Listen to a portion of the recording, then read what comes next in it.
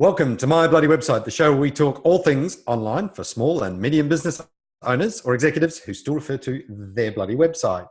I'm Daryl King, your co-host. And I'm Edmund Pelgan. Hey, Edmund, welcome to episode 7. Oh, my Lord. How you going? Not too bad, mate. Yourself? Yeah, very good, mate. Great feedback from last week's episode. Our first guest on the show, Brendan Long, the lawyer. Well done to him. Thank you for joining us. But we got a lot of good feedback about having someone on the show, so I'm sure we'll do it again in the future. Who was actually a grown-up. Yeah, it wasn't just all T-shirts. And That's right. What are we talking about? Well, this week, sorry, what was it? I was about to say, what are we talking about? We are talking about local SEO and what is it? And this follows on a little bit from 2 weeks ago where we talked about evaluating your SEO provider and stuff like that. But there are lots of different parts to SEO, and we are going to get into the detail over the journey of all parts of online. So today, local SEO, what is it? Edmund, tell us, what is local SEO? Absolutely. Okay, so Google will tell you that a huge percentage, in excess of 50% of their searches that they see on a daily basis are local in nature. And what that means is people are going online on their phones or on their desktop computers and they're looking for things in their local area. So the search might be a plumber in my town or an accountant in my town or what is the next, what is the nearest postcode, correct. Whatever. Yeah. So local just simply means they're looking for something near them, around them, to buy in their area. And that's it. But the majority, a large percentage of the searches done daily are local in nature. And that's why getting found locally is really important. Okay. And we'll get into what that all means. But there's been a big change which has made this become more relevant over the last decade. And I guess the question is, what is it? Why does it matter? What helped or what drove this change? Yeah, absolutely. The reason is your bloody mobile phone, the thing that you carry around in your pocket every day, right? The current generation of mobile phones are far more than just communication devices. They're internet-enabled devices, and people are changing their behavior because of their phones to allow them to look for things nearby and locally. And that's driven the change in search behavior, and it's increased the importance of making sure your website and all of the other digital assets you have are optimized to get found for this local search by people in your area. And I think that people don't realize how targeted that is. I mean, mobile devices, they're GPS beacons. We use, whether it be Apple Maps or Google Maps, whatever GPS type system to drive around or move around. Even people walking in a new city to get you to where you need to go. That's the benefit that we see. The other side to it is that, it always knows where you are down to that pin on the map, that street corner, sitting in your house. It knows where you are. So local search results are that specific. And there's been some work I've been doing in the last 12 months or so with some providers. To the level of testing stuff that 500 meters away, half a kilometer, whatever it might be, two people getting completely, even almost side by side, different devices, different many locations, getting different search results based on what your mobile phone is telling you, telling them. That's right. It's pointing out, hey, they're here, they do this, they're on this type of device. Yeah. That's it. So, yeah. I mean, it is pretty targeted, right down to you're sitting in that cafe right now, and right across the street is the place you're looking for the best result for you. Yeah. Absolutely. And you can see it even on desktop search now. They're slowly removing the ability to change where you're searching from and all that sort of stuff. And like I'll do a search in this town and I'll drive 10 kilometers that way and it'll be a different search result, even on desktop, right? So things are all about... But the fundamental... Yeah. Well, so the fundamental difference with desktop is they're guessing your location because ISP route and IP addresses and that can be a little bit flaky. Yes. That's really the big difference, isn't it? On desktop, they try to do it, and they try to do it by getting you to tell them where you are or making an assumption. But mobile phone tells you exactly where you are. Yeah. And then you think about it. Why did Google buy Android? Right? Why do they own that? They do it because it gives them more information and data about you, where you are, and what you're doing, and what you're looking for. Cool. So, okay, so it matters a lot because of mobile phone is the way that most people are now doing stuff. All Correct. right, let's go on then. Local SEO. So we know it's about being found locally. What are some of the things that come into play there? One of them is this thing called Google My Business, but what are the things we have to be aware of if we're trying to optimize for local SEO? Yeah, absolutely. So, at a very basic level, if you are a local business, you need to make sure that your website is optimized for local searches. So, if people look for your product or service in your area by searching specific keyword phrases, that might be your product or service plus your location. Well, make sure your location is on your website, right? Make sure it is. You list your Brisbane office or your Sydney office or any of that sort of information. Make sure you've got your local address on your website. So what's really important in local search that we'll talk about in a bit is name, address, phone number, right? Consistency. So make sure on your website they can see this is the name of the business, your phone number, which is a local phone number, your address, which lists the address. So make sure that the site, your content is all optimized for local search discovery, right? Your keywords of where you are, basically. Yeah, and just to clarify too, something that's changed, and you talked about it, and the way you phrased it was kind of old school desktop search, which is, hey, I'm Yes. searching for this thing with a location on the end. And that's probably one of the big changes, is that that's how you would do things on desktop. I'm looking for, coffee shop in, Brisbane CBD or whatever it Yes. might be. Now people aren't doing that the same way. They just put You're coffee right. shop You're or right. coffee shop near me. And the device and the search engine is helping resolve that where Absolutely. you And are. They're I, working that automatically. Yes. Yeah. Now, I can't help myself as an SEO. I want to give Google the best opportunity to figure out where I am. So I will make sure that my page let's say I'm a pizza restaurant in Maroochydore, for example, right? I'll make sure that's on the site and the page because, someone on desktop search may still search for that because they are trained to. In the old days, on desktop only, we were trained to search for, product or service plus location, right? So I want to cater for those people. But you're right. What I tell people now is that the data, the searches that Google provides us sometimes the numbers are inaccurate because I might be on my phone, and with a phone, I'm not going to sit there and type plumber, Sydney, or I'll just search for a plumber near me or a plumber, and Google will know based on where you are, it will automatically tack on that local search element, if that makes sense. Yes. So it I comes just back. That's why yeah, it's important but to be on your site. You've got correct, to tell it, where is this website? What yeah, location does it have? absolutely. So best So practice is make what's sure that that called? What's the terminology for that block of data that you're referring to? you mean the name, address, phone number. Yeah, externally. Like there's a term that people use when they're referring to these things and how they link back to you. Oh, a citation. You be talking citations? Yeah. Yeah. Yes. So you'll hear the terminology thrown around, local citations, right? And that's like, what the hell is a local citation? Well, at a very fundamental Sounds level, like a legal phrase. yeah, I know. And it all comes from these old terms. But basically, all it is if we're talking about citations for businesses, a citation is any mention of your business, right, on another website or a platform, whether that includes a link or not. Does that make sense? Yeah. Yeah. Yeah. So, but that's what we're saying. So your name, address, and phone number, living on some other site, like a Yellow Pages directory or a, like I might belong to a community group or whatever, Exactly. association.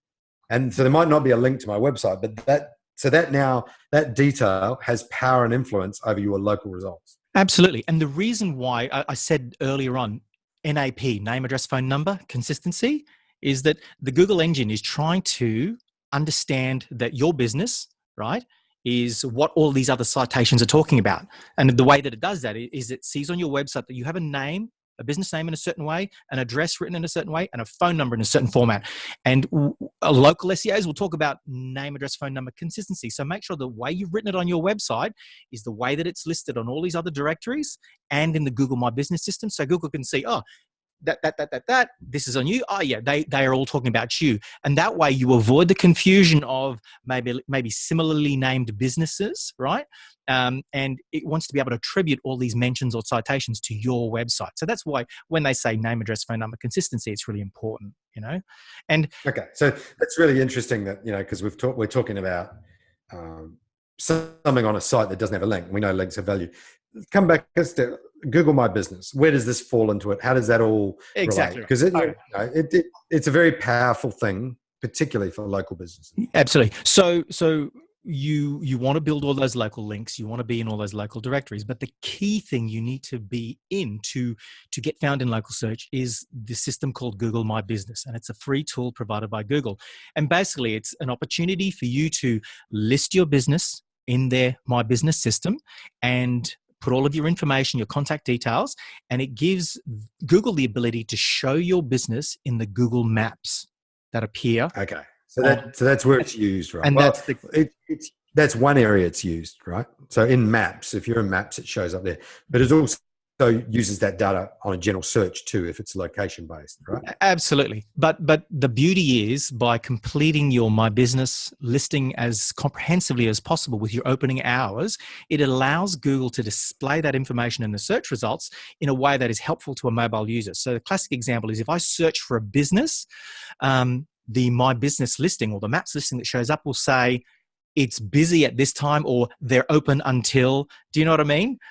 Or you can call them with this number. It provides all that. Or they're closed, Yeah, yeah, it's 11 o'clock at night and the local shop's closed. You absolutely. don't want people ringing you. Google wants the tool to be useful to the user on the phone. So the more information you can put into the Google My Business system, the more info they can display, and they'll provide a better user experience to the local mobile phone user looking for a product or service. So Google My Business, it's the most important one for optimizing your business in local search. So the key thing, I guess, number one thing to do if you're thinking about local SEO improvement is get a Google My Business. Correct. Get Correct. it done.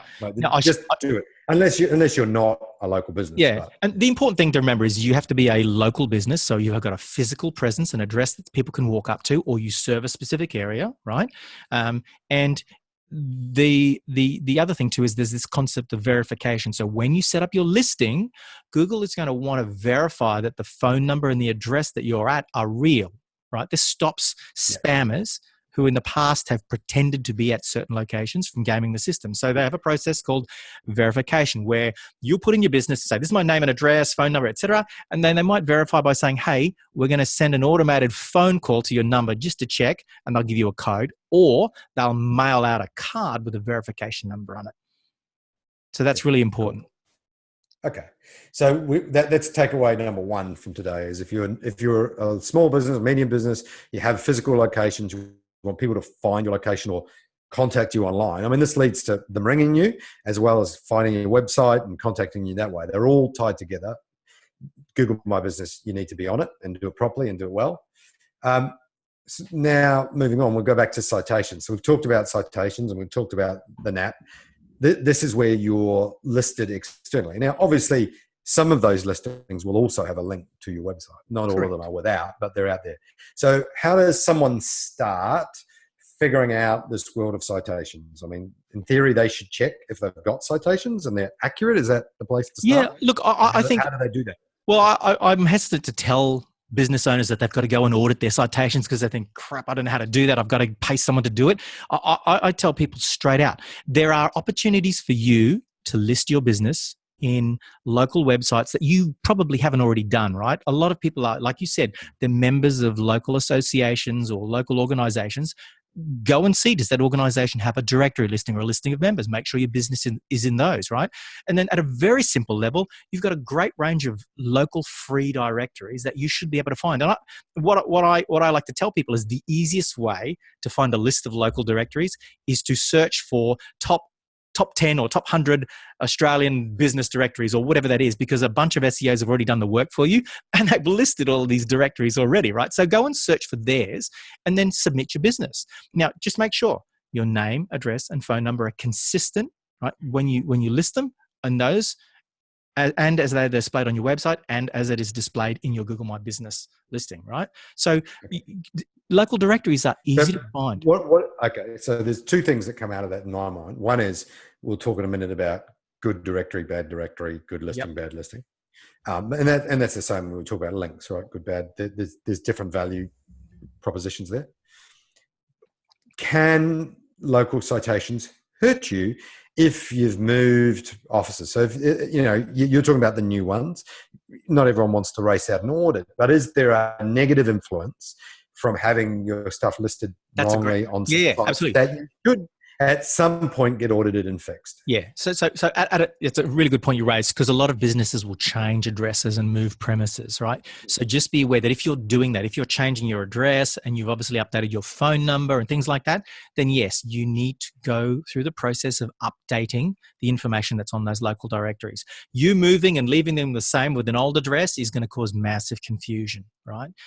So how do what's the easiest way to audit? Do I just search for my business name and then go through all the things that show up for me? Do I search for my business name and phone number or something so that I can absolutely find? And that's the simplest way. Yeah, just search for your business name, inverted commas, or search for your phone number is a great one, because your phone number is typically Okay, well, stop a second there, because you've done the inverted commas and people out there don't all necessarily know what the search operators are. So if you're in Google and the inverted commas are around your business name. So if your business name is John Smith Electricians, for example, you put quote marks before and at the end of that phrase so that the search engine only searches for those 3 words combined or whatever is in there. Exactly. And that way they all 3 have to show up on the result to display them. Correct. So, sorry, that's the sort of thing that not everyone knows how to do. That's a good point. That's nerdy SEOs. That's what we do. That's why I suggest a phone number is a great unique identifier to search for as well. So if you've got a phone, your business, search for the phone number, and where you find it's a great way to test if you've even got it on your website properly. Because if you can't find exactly, yours should be the best result for it. So takeaway number 2 is you should probably do some form of audit.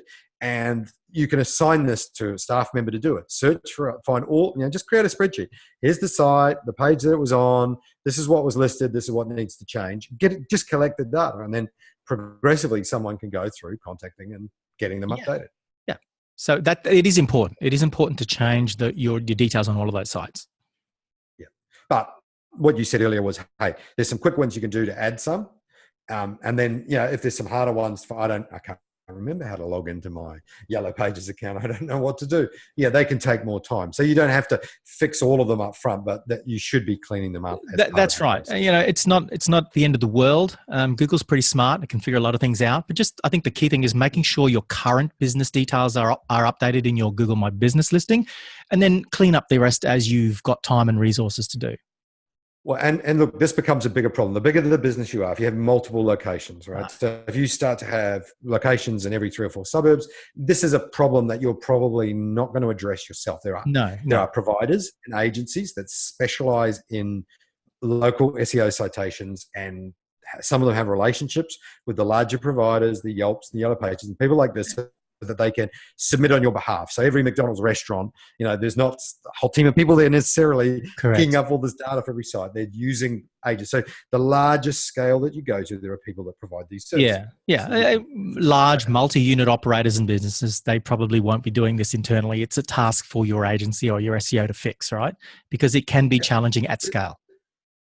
Well, and probably that raises the topic, if you're a mid-sized business with 4 or 5 locations, you need to consider the way that those locations are represented on your website, because you don't just have one location to stick it or on your content page. That's right. But that's a more detailed thing that they have to address, right? If you're a mid-sized business and you've got a couple of locations, best practice would be have a unique page for each of your locations, right? That lists some information about the business with the name, address, phone number, and maybe an embedded map for that business. And given that it's a physical location, you should have a dedicated Google My Business listing for each of those locations. And that My Business listing, when it points to the website, should point to the website address page of your location on your website, if that makes sense. So if it's that stops Google marking you as a duplicate account and then not allowing you to have it. So, correct. Okay, so all right, let's talk about the less pretty side of it. So if we're looking for links, local links, that's like getting your website linked to from the same places you might get citations. But the topic of directories and getting links, there's a plethora of places you can go to get them. How does a business owner or marketing person identify, and some of this you think is logical, but how do I identify sites I should not be on, what we would call spammy sites that I want to do? What's some common ways to identify, I should be here and I'm staying away from that? Yeah, absolutely. So the first thing is, if someone comes to you and says, I can build you out all these local directory links for $20, or you're trying to buy a job on Fiverr to build out all these local links, don't do it. They're going to be spam. All right, that's the simple thing I should point out at first. The reality is, if it's a real local directory, and you can see them. I mean, come on, most people can look at a website now and know if it's a real or not. There were a lot of fake directories that have nothing on them except listings of businesses without any other additional information. You can sort of spot if they look dodgy or they're a little bit low quality, then don't submit to them. But Well, the other thing is they need to be related to the country or location you're correct, in. correct. So having my fish and chip shop listed in an Argentinian building directory, It doesn't make sense. you know, Absolutely. that's obvious. Yeah. But So people still relevant. do it. Yeah. So, but Google's getting smarter about that, and they'll ignore it, and you're just wasting your time. But the other thing I should also mention too is if you're in a specific industry, for example, hospitality, right? Then there is naturally, and you'll know of them, the top 5 or 10 food related directories or portals that you need to be listed in. So start with those.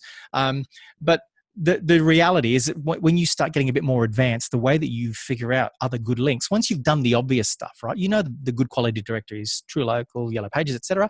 The way you figure out what other good ones are out there is by looking at the competitors. Now, this is probably something that your SEO consultant is probably going to look at, but there are some great little tools. If you're inclined to dig into it, there's a great little tool called the White Spark Local Citation Finder, which has a $20 a month fee. Now, I'll put that link in the details. And Yeah, so that's going to be a takeaway where yeah, people can find it. and it's a really easy tool to do. But for $20 a month, what it does is you basically put in your keyword phrase in your area, and it looks at specifically, it looks at the local businesses that are doing well in maps and local search, and it looks at their local links, and it'll come up and say, hey, all of these businesses that do really well, they have these links, and then you should probably go and submit your business to those as well. And so that's a really handy, helpful, easy tool. And I'm just going to throw in there for our listeners, because not everyone's like necessarily on the website. So on my bloody website, podcast.com, under each episode, there are individual posts. Each episode has a resources section where we put links to wherever we've got, things like that. There's a transcription of the whole thing. There's the video on YouTube. It's all there. Yeah. So if you're listening or watching this somewhere else, the show notes on our website are there, and you can subscribe up by email to get notified when an episode comes out as well. But that's where, when we talk about the resources, we're putting them under the audio and the video post on the website. Yeah. Okay, Ed. So in those, you're going to do how to find quality directories. That's going to help the average person out there know, or get it. You know, use a bit of business logic too. You know, like, you know, if it's not really related, you know, let's stay away from it. What about? I don't want to do any of this, right? So you already kind of touched on it. So in most cases, an SEO provider will offer this service. Their standalone businesses just do it. You know, where would I go if I don't want to have anything to do with local SEO? Yeah. So if you just search for an SEO provider in your local area, and when you call them up, you just say straight out, "Hey, I'd like you to build me some local directory links, some local citations." Right? Do you have a local search campaign? Is what you'll ask for, right?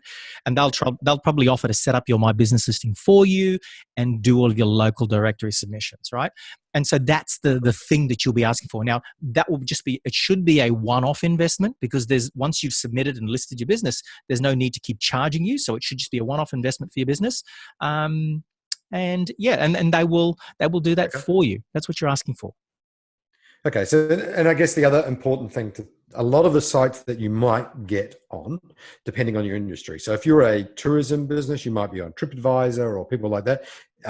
If you've got a Google My Business, which we're recommending you do, a lot of these services have reviews.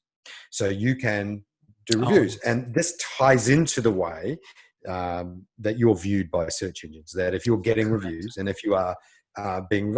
So, and it ties into the human side of it. If people are reviewing your business, you're probably a real business. If there's a lot of stuff going on and the sentiment is generally good, that's a reputational thing to a degree, that it's, you know, that trust signal. You talked about, hey, if I refer you to someone, there's trust in that because we know each other. Well, it's the same way. How do we just say, well, it's not just about a link, but there's other stuff. So there's, people do reviews. Now, there is a process that businesses should be doing, and they don't do. Oh, I don't, you know, it used to be testimonials. Well, a review is a testimonial, a testimonial is a review.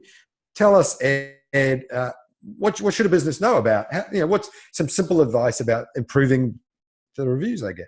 Yep. So, I mean, you to get a good review, you need to deliver a great service fundamentally, right? So, Yeah, if well, you deliver a and you bad got to service, ask. yeah, but Everyone thinks that people just turn up and review stuff automatically. Some people do. Some no, people are, serial reviewers, right? But but in a lot of cases, you have yeah. to ask. Yeah. And that's simple. So once someone has had a good experience with you or a good service, and you just build it into your processes with your front of house staff or your back of house staff or whoever's responsible for handing over that receipt or that last touch point with the client, ask the client, right? Ask the customer, hey, if you had a great, if the service was good, if you loved the product, would you mind leaving us a Google review? Just ask them straight out. Now, I'm going to point you to a resource, and we'll have the link in the show notes that will help you put together a little one-page guide that you can hand out to customers, right? That shows them how to Yep. leave you a Google review. And once again, Whitespark has created a tool called the Review Handout Generator, right? So you put in your details and it'll generate this little one-page form showing people how to go to Google, search for your business name. Here's the button, click this, leave us a review. So it's called the Well, Whitespark Review Handout Generator, and we'll leave a link to that in the show notes.